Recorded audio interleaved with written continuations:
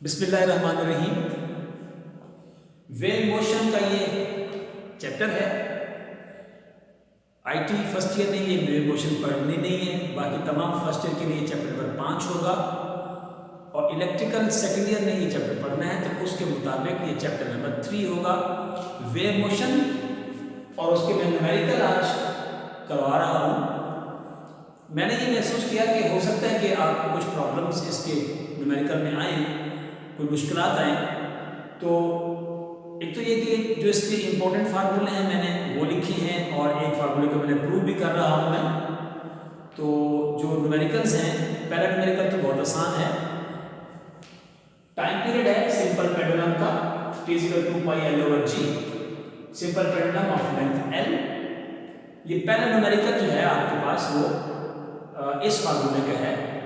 Length आपको दी हुई है, g आपको दी हुई है, सिंपल वैल्यू पुट करें और इसको आंसर निकालें सर। जब और जो क्वेश्चन नंबर 2 या उससे आगे है उसके लिए न्यूमेरिकल हल करने के लिए जो हम फार्मूला यूज कर रहे हैं वो ये है time period 2 pi m over k under root. अब चूंकि इसको हमने प्रूव नहीं किया तो मैंने वहां से समझा कि मैं इसको ये प्रूव कर दूं कि t = 2 pi m over k under root कैसे आता है। आपको याद होगा मैंने पढ़ाया था कि mass attach with the spring, जिसमें हमने रिस्टोरिंग फोर्स कैलकुलेट की थी कि वो क्या होती है, और उसको हमने शो किया था कि जो बॉडी जिसका मैस m होगा, जो स्प्रिंग के साथ, जो हॉरिजॉन्टल स्प्रिंग के साथ अटैच होगी, उसकी जो मोशन है वो भी सिंपल हार्मोनिक मोशन होगी। उसका टाइम पीरियड हमने फाइंड आउट नहीं किया था क्योंकि उस वक्त टॉपिक की रिक्वायरमेंट नहीं थी। अब चूंकि न्यूमेरिकल्स की रिक्वायरमेंट है तो मैंने ये मुनासिब समझा कि ये मैं आपको प्रूव कर दूं t = 2 pi m over k under root. इसको प्रूव करना है तो a = -k over m into x। ये हमने एक्सेलरेशन प्रूव किया था कि mass attach with the spring, जो कि हॉरिजॉन्टल स्प्रिंग था, हॉरिजॉन्टली हमने उसको रखा हुआ था, जिससे हमने रिस्टोरिंग फोर्स डिस्कस किया था a = -k over m into x और a = -ω²x। ये हमने प्रूव किया था सर्कुलर मोशन और सिंपल हार्मोनिक मोशन से। अब चूंकि ये भी एक्सेलरेशन है, इसको इक्वेशन नंबर 1 कह दिया, ये एक्सेलरेशन है, इसको इक्वेशन नंबर 2 कह दिया। अब इन दोनों इक्वेशंस की जो लेफ्ट साइड है वो a है। जब हम इसको कंपेयर करेंगे तो फिर राइट साइड के बराबर हो जाएगा। तो मैंने लिखा -ω²x लिखा मैंने from equation 1 and 2। -ω²x = -k over m into x। Minus मैंने से कैंसिल कर दिया, x से कैंसिल हो गया, तो आपके पास बच जाएगा ω² = k ओवर m। तो दोनों तरफ से अपन रूट ले लें तो स्क्वायर अंडर रूट से कैंसिल हो जाएगा और इधर से आपके पास k over m under root आ जाएगा। अब हम जानते हैं कि जो टाइम है, टाइम की जो इक्वेशन है सर्कुलर मोशन में वो है t = 2 पाई और ओमेगा। अब 2 पाई और ओमेगा यहां से हमने ओमेगा की वैल्यू निकाली जो कि k over m under root है, हमने यहां पुट कर दिया। तो t = 2 पाई ओमेगा की value k over m under root, चूंकि नीचे डिवाइडेड है लिहाजा जब इसको हम सिंपलीफाई करेंगे तो ये m ऊपर चला जाएगा, जो कि आपके पास t = 2 pi m over k under root बन जाएगा। तो ये इक्वेशन है। हर वो क्वेश्चन जिसका स्प्रिंग हॉरिजॉन्टली होगा, हॉरिजॉन्टली मूवमेंट होगी, उसकी वाइब्रेटरी मोशन परफॉर्म कर रहा होगा, उसके लिए जो टाइम पीरियड है वो आपके पास ये है। तो t = m over k under root, this is time period for mass attach with the spring. अब हम आते हैं, मैंने पहले कहा क्वेश्चन नंबर 1 बहुत आसान है, वो सिर्फ t = 2 pi l over g under root आप वैल्यू पुट करके आंसर निकाल लेंगे। क्वेश्चन नंबर 2 आपके पास है, एक बॉडी है जो 0.5 किलोग्राम मैस है और उसके साथ हमने एक स्प्रिंग के साथ उसे अटैच किया हुआ है। जो स्प्रिंग कांस्टेंट है वो 8 न्यूटन पर मीटर है। तो इक्वेशन आप पुट कर देंगे t = 2 pi m over k under root, अब इससे वैल्यू पुट कर देंगे, m की वैल्यू पुट कर देंगे और k की वैल्यू पुट कर देंगे। इसको सिंपलीफाई करेंगे तो ये आपके पास t इज इक्वल टू 1.57, ये आपके पास आ जाएगा सेकंड। ये क्वेश्चन नंबर 2 हमने हल कर लिया। क्वेश्चन नंबर 3 एग्जैक्टली यही फार्मूला यूज हो रहा है और मेरा अपना ख्याल ये है कि इंशाल्लाह क्वेश्चन नंबर 3 आपसे बिल्कुल आसानी से हल हो जाएगा। क्वेश्चन नंबर 4, अब वो कह रहा है कि रेलवे वैगन है जिसका बफर जो है वो 0.5 सेंटीमीटर जो है वो उसका स्प्रिंग की जो कंप्रेशन है।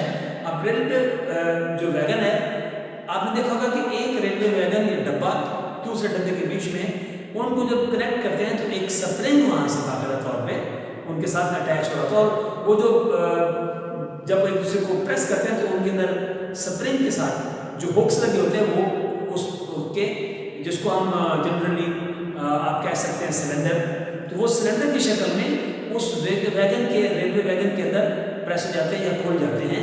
तो उसकी बात वो करना चाह रहा है कि उसके जो एलोवेशन है वो 5 सेंटीमीटर है, तो इसको हम 0.05 मीटर कह रहे हैं।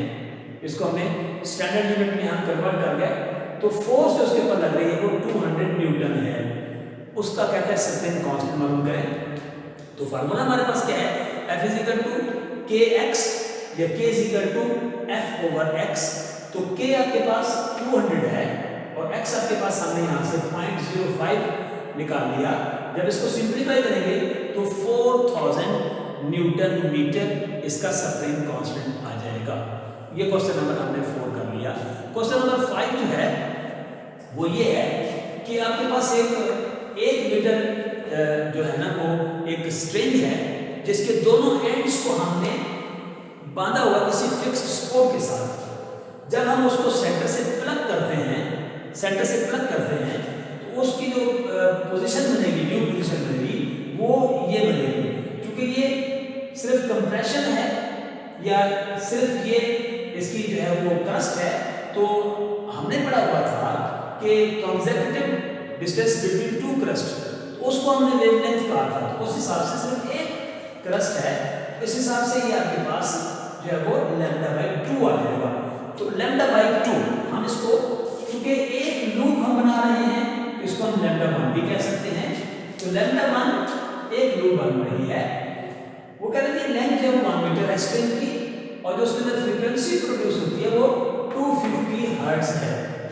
तो इसका आपने वेवलेंथ मालूम करना है, और दूसरा आपने इसकी वेलोसिटी मालूम करनी है। तो जैसे मैंने कहा, क्योंकि वेवलेंथ लैम्डा है और जो स्ट्रिंग की लेंथ है वो l है, तो दोनों आपस में एक ही बॉडी पे है, तो दोनों लेंथ आपस में बराबर हो जाएगी। तो λ1 आपके पास है λ/2 = l, यानी लेंथ बराबर है हाफ वेवलेंथ। तो यहां से आपने λ1 निकाल लिया तो 2l हो जाएगा। तो λ1 = 2 × 1 = 2 मीटर, ये फॉर लूप 1। तो लूप का मैंने आपको पिछले लेक्चर में डिटेल से बताया था कि इसको हम लूप कहते हैं। तो λ = 2 × l = 1, वैल्यू पुट कर दी आपकी, तो 2 मीटर हो जाएगा। अब हम वेलोसिटी निकालने जाएंगे, तो v = f × λ।